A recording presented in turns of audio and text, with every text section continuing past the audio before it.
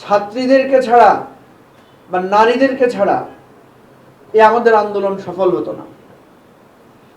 এই আন্দোলন আলেম ওলামাদেরকে ছাড়া সফল হতো না।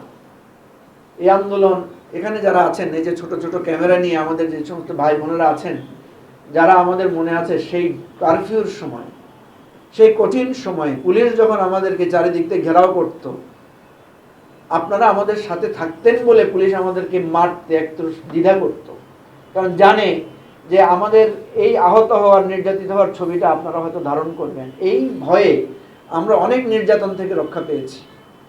আবার যখন তারা ড্যাম কেয়ার হয়েছে, আপনাদেরকেও ড্যাম কেয়ার করে আমাদেরকে পিটিয়েছে, তখন আপনারা অনেকে আমাদের সাথে আহত হয়েছেন, মার খেয়েছেন। আপনাদের অনেকের আমি জানি যে আপনাদের মোবাইল, ক্যামেরা এগুলো হারিয়েছে, ধ্বংস হয়েছে, নষ্ট হয়েছে।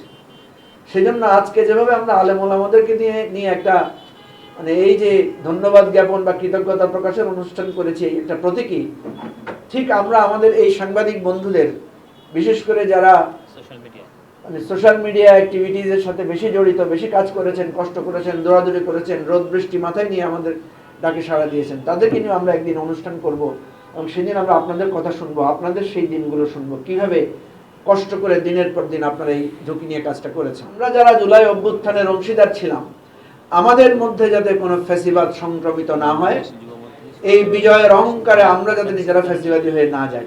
শেখ হাসিনা আমাদেরকে এত মারা মেরেছে যে আমরা সবাই আমাদের রক্তের স্রোতের, রক্তের দাবিতে একসাথ হয়েছিলাম। এবার একসাথ হতে হবে সেই সাফল্য যেটা পেতে চাই, যে রাষ্ট্রটা পেতে চাই, যে আমাদের এই বিভেদ দূর করার জন্য বা বৈষম্য দূর করার জন্য, সেই রাষ্ট্র গঠনের জন্য আমাদের সবাইকে একসাথে হতে হবে। এটাই আমাদের অনুপ্রেরণা।